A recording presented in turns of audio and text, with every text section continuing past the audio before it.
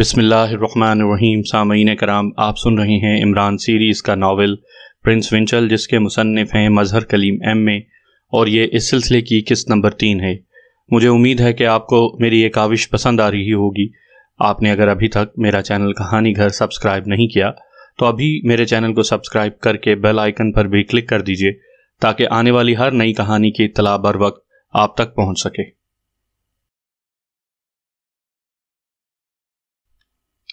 अहमकान club के तमाम दीगर मेंबरान अब उनके गिर्द घेरा बनाकर खड़े हो गए थे।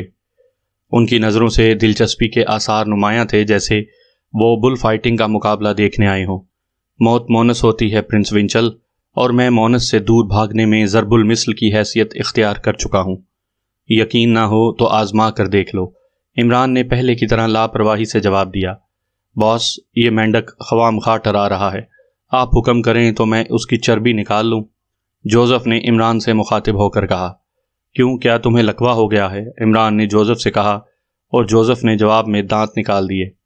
उन दोनों के रवैये से यूं महसूस हो रहा था जैसे वो किसी थिएटर की स्टेज पर खड़े वैरायटी शो पेश कर रहे हैं, मगर दूसरी तरफ खड़े हुए प्रिंस विंचल के चेहरे से यूं दिखाई देता था जैसे वो इन दोनों को ख़त्म करने का तहिया कर चुका हो। और फिर अचानक उसने अपना हाथ फिजा में लहराया और दूसरे लम्हे इर्द गिर्द खड़े मजमे में से 10 आदमी यूं तेजी से आगे बढ़े जैसे वो इसके इशारे के मुंतजिर हों। उनके हाथ जेबों में थे। वो जोसेफ और इमरान के गिर्द घेरा डाले कदम ब कदम आगे बढ़ रहे थे। अब अगर मौत से भाग सकते हो तो भाग जाओ, प्रिंस विंचल ने तंजिया अंदाज में इमरान से मुखातिब होकर कहा। मगर ये सब तो मुज़क्कर हैं प्रिंस, मोनस के भेजो तो भागूंगा भी सही, इमरान ने जवाब दिया और फिर तन कर खड़ा हो गया। जोसेफ भी चौकन्ना खड़ा था। उसके दोनों हाथ होलिस्टरों पर जमे हुए थे। वो 10 आदमी इमरान और जोसेफ से चंद कदम दूर आकर रुक गए और दूसरे लम्हे उनके हाथ बिजली की सी तेजी से बाहर आए। उन सब के हाथों में रिवॉल्वर चमक रहे थे। होशियार जोसेफ, इमरान ने जोसेफ से मुखातिब होकर कहा, और दूसरे लम्हे उसने वहीं खड़े खड़े एक ज़ोरदार जंप लगाया और फिर किसी परिंदे की तरह उड़ता हुआ उनके सरों पर से गुजरता चला गया। उन सब की तवज्जो एक लम्हे के लिए उसकी तरफ हुई और वही लम्हा उन पर भारी पड़ा। जोसेफ ने पलक झपकते में दोनों रिवॉल्वर बाहर निकाले और दूसरे लम्हे उसने लट्टू की तरह घूमकर फायरिंग कर दी, और नतीजे में 4 आदमी चीखे मारते हुए उलट गए। बाकी 6 ने जोसेफ पर फायरिंग करनी चाही, मगर उसी लम्हे पीछे से उन पर गोलियों की बाढ़ पड़ी और वो सब भी एक लम्हे में ज़मीन पर आ गिरे। ये सीक्रेट सर्विस के मेंबरों के रिवॉल्वरों से निकली हुई गोलियां थीं, जो इमरान की हिदायत के मुताबिक पहले से वहां मौजूद थे। इमरान घेरे से जैसे ही बाहर आया, उसने दूसरा जंप लगाया और फिर वो प्रिंस विंचल पर जा पड़ा। प्रिंस विंचल, जो बड़े इत्मीनान से खड़ा ये तमाशा देख रहा था, इस अचानक और गैर मुतवक्के सूरत हाल पर बौखला गया, और नतीजा ये हुआ कि इमरान उस पर सवार हो गया। इमरान ने पूरी कुव्वत से प्रिंस विंचल की कनपट्टी पर मखसूस अंदाज में मुक्का मारा और प्रिंस विंचल पहले ही वार में ढेर हो गया। वो बेहोश हो चुका था। इमरान ने फुर्ती से उठकर प्रिंस विंचल को कांधे पर डाला और फिर तेजी से पार्किंग शेड की तरफ भागने लगा। जोसेफ भी उसके पीछे था। सीक्रेट सर्विस के मेंबर एक बार फिर हजूम में गुम हो चुके थे। प्रिंस, प्रिंस, इसे मत ले जाओ, प्रिंस, मेरी बात मान लो।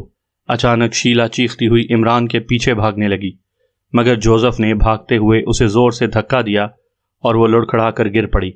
इतने में इमरान कार के करीब पहुंच चुका था।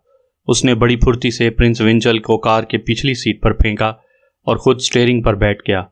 जोसेफ भी भागता हुआ उसकी दूसरी साइड पर आ गया और इमरान की कार स्टार्ट होकर एक झटके से आगे बढ़ गई। पीछा करो और प्रिंस को हर कीमत पर हासिल करो, शीला ने उठकर चीखते हुए कहा, और फिर वो खुद भी पार्किंग शेड की तरफ भागने लगी। और फिर जल्द ही पार्किंग शेड से 2 कारें इमरान की कार के पीछे दौड़ने लगीं। एक में शीला थी और दूसरी में 2 नौजवान थे। उनकी कारें आंधी और तूफान की तरह इमरान का पीछा कर रही थीं, जो एक छोटे से नुक्ते की तरह नजर आ रही थी। उनकी कारें आगे बढ़ते ही पार्किंग शेड से 3 कारें और निकलीं और उन दोनों कारों के पीछे दौड़ने लगीं। उनमें सीक्रेट सर्विस के मेंबरान थे। जाहिर है इमरान को तहफ़्फ़ुज़ देना उनका फ़र्ज़ था। घंटी की तेज़ आवाज़ से कमरा गूंजने लगा और मेज़ के पीछे बैठे हुए प्रिंस विंचल ने चौंक कर मेज़ पर पड़े हुए बड़े से ट्रांसमीटर का एक बटन दबाया। बटन दबते ही घंटी की आवाज़ के बजाय ایسے آواز آنے لگی جیسے صحرا میں ہوا کے تیز جھکڑ چل رہے ہوں۔ پرنس ونچل نے ہیڈ فون اٹھا کر سر پر فٹ کر لیا اور خاموش بیٹھا رہا۔ اس کے چہرے پر گہری سنجیدگی کے آثار نمایاں تھے۔ ہوا کا شور آہستہ آہستہ کم ہوتا چلا گیا اور پھر ایک کرخت سی آواز اس شور پر چھا گئی۔ ہیلو ہیلو، کرنل لاشارے کالنگ، وائٹ فاکس اوور۔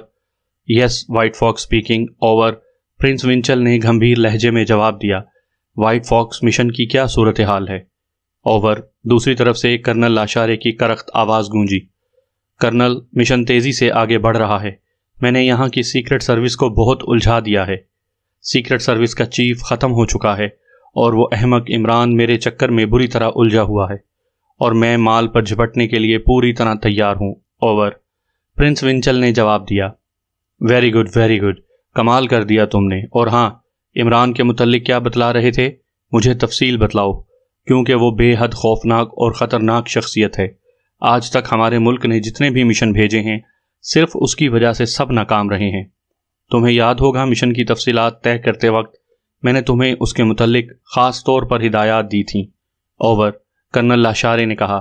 ہاں، مجھے یاد ہے، اس لیے میں نے یہاں آ کر سب سے پہلے ان دونوں کا انتظام کیا تھا تاکہ عین وقت پر دخل اندازی نہ کریں۔ اس وقت پوزیشن یہ ہے کہ عمران ایک نقلی پرنس ونچل کے چکر میں پڑا ہوا ہے۔ اصل مشن کی اسے ہوا بھی نہیں لگ سکی اور نہ ہی لگ سکے گی جب تک وہ پرنس ونچل کے چکر سے نکلے گا۔ ہم لوگ کامیاب ہو کر واپس بھی جا چکے ہوں گے۔ اوور۔ پرنس ونچل نے تفصیلات بتاتے ہوئے کہا۔ خوب، بہت خوب، یہ تمہارا ہی کام تھا کہ تم ان شخصیتوں کو چکر دے سکو۔ بہرحال پھر بھی ہوشیار رہنا، کیونکہ عمران کے ذہن میں یقیناً کسی بد روح کا ڈیرا ہے۔ شروع میں وہ مشن کے دوران یہی محسوس ہوتا ہے کہ عمران بے وقوف بن چکا ہے، مگر عین موقع پر صورتحال اس طرح پلٹتی ہے کہ معلوم ہوتا تھا کہ عمران کے بجائے اب تک ہم خود ہی بے وقوف بنے رہے ہیں۔ اوور۔ کرنل لاشارے ابھی تک مطمئن نہیں ہو رہا تھا۔ کرنل، آپ کو جاننا چاہیے کہ آپ نے مشن کے لیے وائٹ فاکس کی خدمات حاصل کی ہیں، اس لیے اس قسم کی بچگانہ باتیں مت کیا کریں۔ وائٹ فاکس آج تک اپنے کسی مشن میں ناکام نہیں ہوا۔ عمران جیسے کئی احمق ہر وقت اس کی جیب میں پڑے رہتے ہیں۔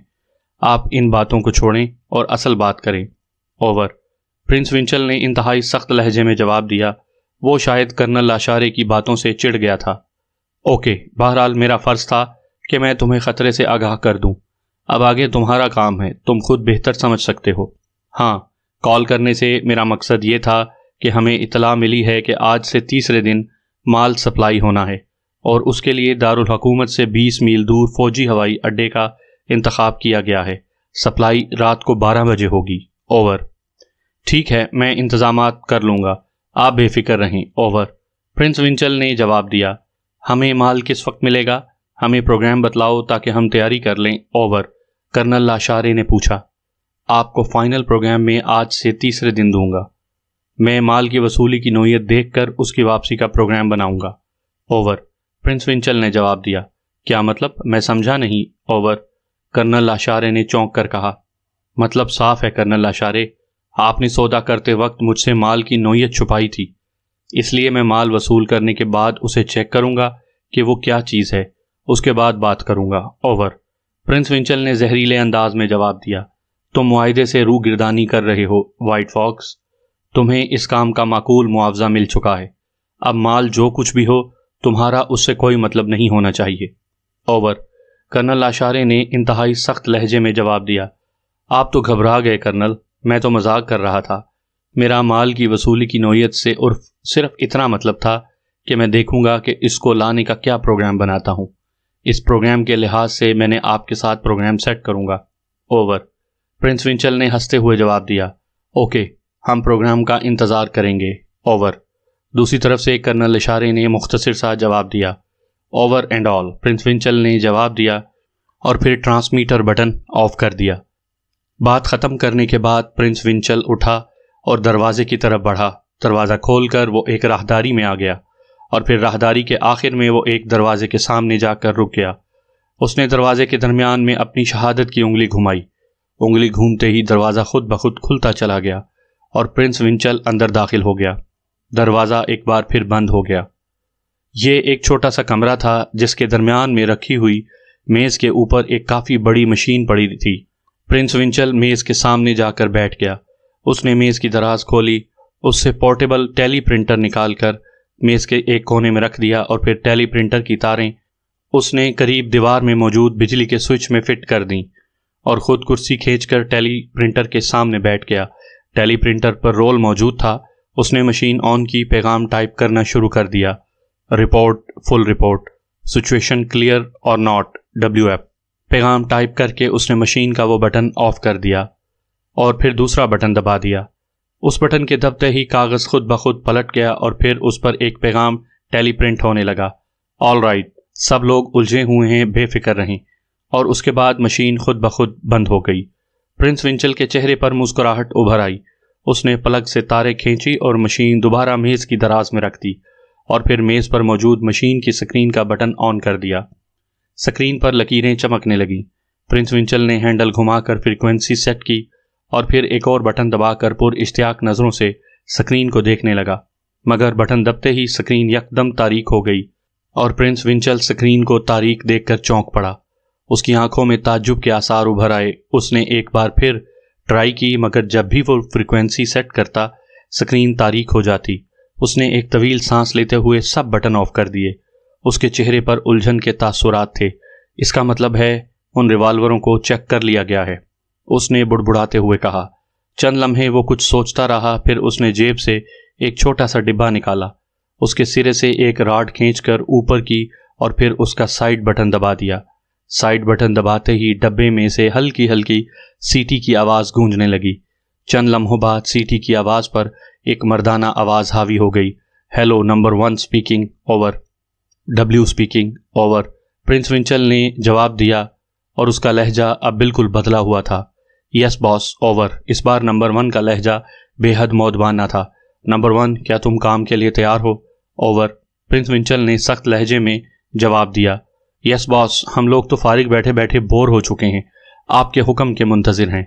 हुक्म फरमाएं। ओवर। नंबर 1 ने मौदबाना लहजे में जवाब दिया। ठीक है, अब काम के लिए तैयार हो जाओ। कल तक दारुल हुकूमत से 20 मील दूर फौजी हवाई अड्डे की तमाम सिचुएशन मालूम करके मुझे रिपोर्ट दो। और देखो, आज से तीसरे दिन रात के 12 बजे उस एयरपोर्ट पर माल का तबादला होना है। हमने वो माल हासिल करना है, इसलिए तुमने ये भी चेक करना है कि ये माल हासिल करने वाले कौन लोग होंगे। ये सब तफसीली रिपोर्ट हासिल करके मुझे कल तक इत्तला दे दो। ओवर। प्रिंस विंचल ने नंबर 1 को तफसीली हिदायत देते हुए कहा। बेहतर बॉस, मैं अभी अपने मातहतों को हिदायत देता हूँ, कल तक मैं यकीनन आपको तफसीली रिपोर्ट दे सकूंगा। ओवर। नंबर 1 ने जवाब दिया। ओके, मगर ख्याल रहे कोई गोशा तुम्हारी नज़र से ओझल नहीं होना चाहिए, वरना हमारा मिशन नाकाम हो जाएगा। ओवर। प्रिंस विंचल ने इंतहाई सख्त लहजे में कहा। बेफिक्र रहें जनाब, हम लोग अपने फ़राइज़ समझते हैं और फिर ये हमारे लिए कोई नया काम नहीं है। ओवर। नंबर 1 ने एतमाद से पुर लहजे में जवाब दिया। Okay, over and all, Prince विंचल ने कहा और फिर बटन दबाकर राब्ता ख़त्म कर दिया और रॉड को दोबारा अंदर दबाकर उसने डब्बा जेब में रख लिया और उठकर कमरे से बाहर जाने लगा। इमरान की कार इंतहाई तेज़ रफ्तारी से शहर जाने वाली सड़क पर दौड़ती चली जा रही थी। उसकी नज़रें बैक मिरर पर जमी हुई थीं और उसे आगे पीछे 2 कारें अपनी तरफ बढ़ती नजर आ रही थीं। कारें लम्हा ब लम्हा नज़दीक आती जा रही थीं। शायद उन्हें चलाने वाले अपना दिमागी तवाज़ुन खो चुके थे। बॉस, हमारा ताक़ुब किया जा रहा है, जोसेफ ने भी बैक मिरर पर पीछे आती हुई कारें देख कर कहा। मुझे मालूम है तुम इस मसखरे का ख्याल रखो, कहीं ये होश में ना आ जाए, बाकी मैं खुद संभाल लूँगा, इमरान ने उसे हिदायत करते हुए कहा। और जोसेफ मुड़कर पिछली सीट पर बेहोश पड़े प्रिंस विंचल की तरफ मुतवज्जे हो गया।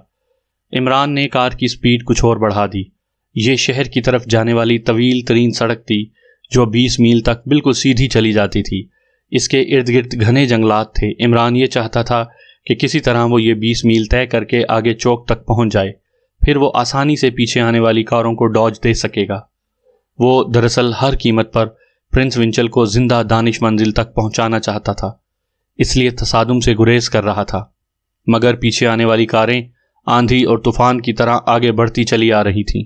उनकी रफ्तार इंतहाई हद तक तेज़ थी और ऐसे महसूस हो रहा था जैसे वो इमरान की कार को पकड़ने के लिए अपनी जान तक की बाजी लगा चुके हों और अगला चौक अभी 10 मील दूर था। अब इमरान को महसूस होने लगा था کہ تصادم ناگزیر ہے، اس لیے اس نے سنجیدگی سے ماحول کا جائزہ لینا شروع کر دیا، اور پھر یہ دیکھ کر اس کے چہرے پر ہلکی سی مسکراہٹ دوڑ گئی جب اس نے دیکھا کہ ان 2 کاروں کے پیچھے بھی 3 کاریں تیزی سے بڑھتی چلی آ رہی ہیں۔ وہ کاریں دیکھ کر ہی سمجھ گیا کہ یہ سیکرٹ سروس کی کاریں ہیں۔ مجرموں کی کاریں اب کافی سے زیادہ نزدیک آ چکی تھیں، چنانچہ عمران فیصلہ کن صورتحال کے لیے تیار ہو گیا۔ اس نے کار کے ڈیش بورڈ کا بٹن دبایا اور ڈیش بورڈ کی پلیٹ علیحدہ ہو گئی۔ ڈیش بورڈ کا خانہ سفید رنگ کے چھوٹے بیٹری سیلوں سے بھرا ہوا تھا۔ عمران نے اس میں سے 2 سیل نکالے اور پھر ڈیش بورڈ کے خانے کے نیچے بنے ہوئے ایک سوراخ میں ڈال دیے، اور پھر پاس لگے ہوئے بٹن پر انگلی رکھ کر بیک مرر میں دیکھنے لگا۔ پچھلی کاریں اب بہت قریب آ چکی تھیں۔ پہلی کار شیلا چلا رہی تھی، اس کے چہرے پر وحشت کے آثار نمایاں تھے۔ عمران نے ایک لمحے کے لیے پیچھے مڑ کر پرنس ونچل کی طرف دیکھا اور پھر بٹن دبا دیا۔ بٹن دبنے کے چند لمحوں بعد ایک زوردار دھماکہ ہوا اور شیلا کی کار ایک جھٹکے سے الٹ گئی۔ جیسے ہی شیلا کی کار الٹی، اس کی پیچھے آنے والی کار ایک خوفناک دھماکے سے اس کے ساتھ ٹکرا گئی اور دونوں کاریں الٹ کر سڑک سے نیچے جا گری۔ عمران نے تیزی سے کار کو بریک لگائے اور پھر کار رکتے ہی وہ نیچے اتر کر الٹی ہوئی کاروں کی طرف بڑھنے لگا۔ اس کے ہاتھ میں ریوالور چمک رہا تھا۔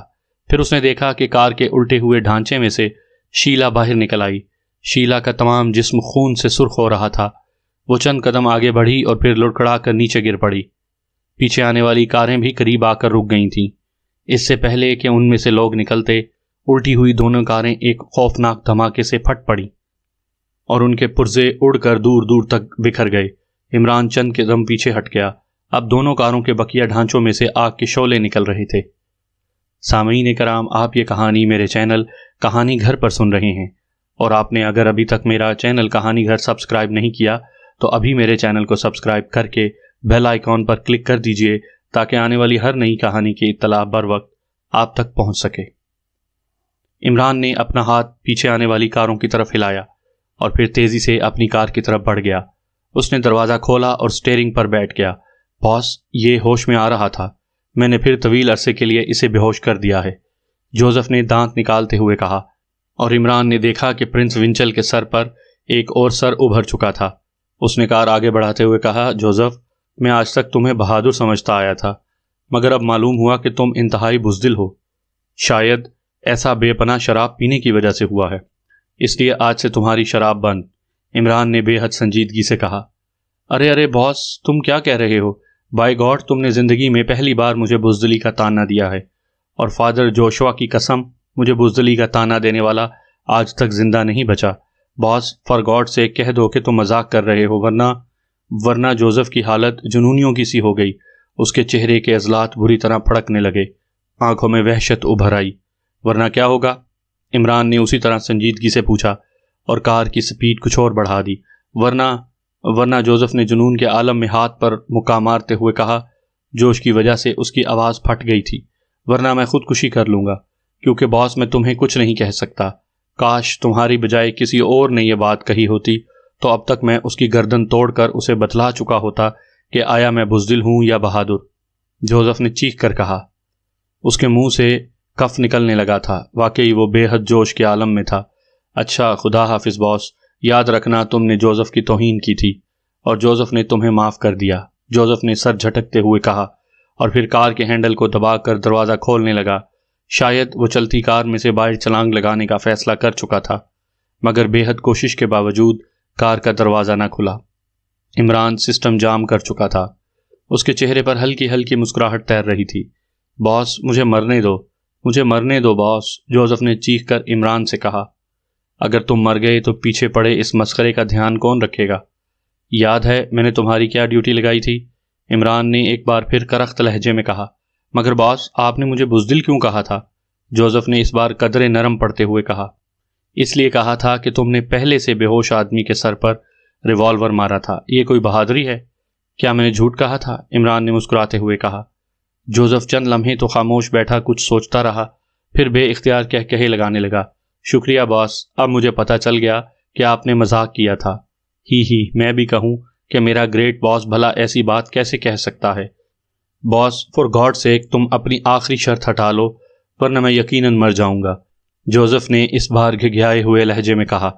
جوش ختم ہونے کے بعد اسے یاد آ گیا تھا کہ عمران نے اس کی شراب بند کر دی تھی۔ تم تو خودکشی کر رہے تھے، عمران نے دوبارہ سنجیدگی سے کہا۔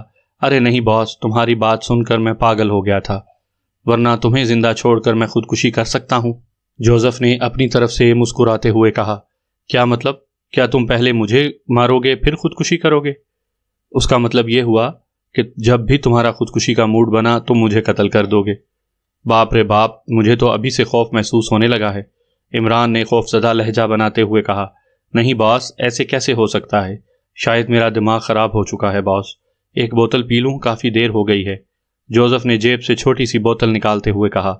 پی لو، عمران نے مسکراتے ہوئے کہا، اور جوزف نے دانت نکالتے ہوئے بوتل منہ سے لگا لی۔ اتنے میں عمران کی کار دانش منزل کے گیٹ تک پہنچ چکی تھی۔ عمران نے کار گیٹ کے سامنے روکی اور پھر جوزف سے مخاطب ہو کر کہا، جوزف نیچے اتر کر دروازہ کھلواؤ۔ مگر باس، دروازہ تو کھلتا ہی نہیں، جوزف نے کار کے دروازے کے ہینڈل پر ہاتھ رکھتے ہوئے کہا۔ مگر دوسرے ہی لمحے دروازہ خود بخود کھل گیا۔ اگر خودکشی کی نیت ہی نہ ہو تو دروازہ کس طرح کھل سکتا ہے؟ عمران نے مسکراتے ہوئے کہا، اور جوزف کھسیانہ ہو کر نیچے اتر گیا۔ عمران کے چہرے پر مسکراہٹ دوڑ گئی، وہ اس دیوزاد حبشی کو ہینڈل کرنا خوب جانتا تھا۔ صرف راستہ کاٹنے کے لیے اس نے جوزف کو یقین دلایا تھا۔ باس، کوئی جواب نہیں آ رہا، گیٹ کھل ہی نہیں رہا، جوزف نے کھڑکی میں سر ڈال کر عمران سے کہا۔ آج تم پر تمام دروازے بند ہو چکے ہیں، عمران نے ہنستے ہوئے کہا، اور پھر خود کار سے نیچے اتر آیا۔ تم اس کا خیال رکھو، اس نے جوزف سے کہا، اور خود گیٹ کی طرف بڑھ گیا۔ اس نے کال بیل پر انگلی رکھ کر اسے دبایا اور کافی دیر تک اس نے بٹن دبائے رکھا، مگر جب اسے کال بیل دبائے کافی دیر ہو گئی تو اس کے چہرے پر الجھن کے تاثرات ابھر آئے۔ بات اس کی سمجھ میں نہیں آ رہی تھی کہ بلیک زیرو جواب کیوں نہیں دے رہا۔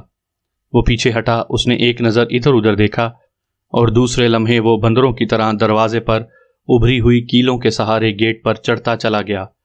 اس نے گیٹ کو کراس کرنے میں چند منٹ سے زیادہ نہیں لگائے۔ اوپر پہنچتے ہی وہ اندر کود گیا اور چند لمحوں بعد گیٹ اندر سے کھل گیا۔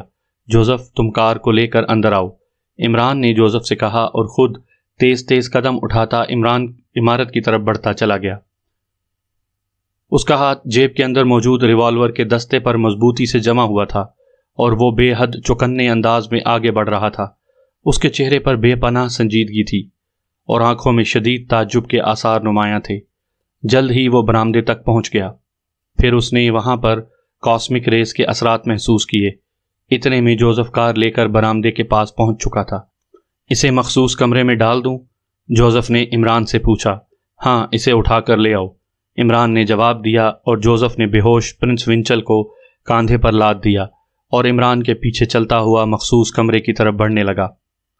عمران نے مخصوص کمرے کے ہینڈل کو دبایا اور پھر جیسے ہی اس نے دروازہ کھولا وہ اچھل کر پیچھے ہٹ گیا۔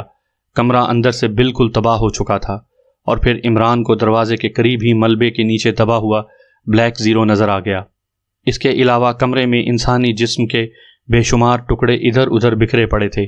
عمران چند لمحے یہ سب کچھ حیرت سے دیکھتا رہا۔ یہ کیا ہوا باس؟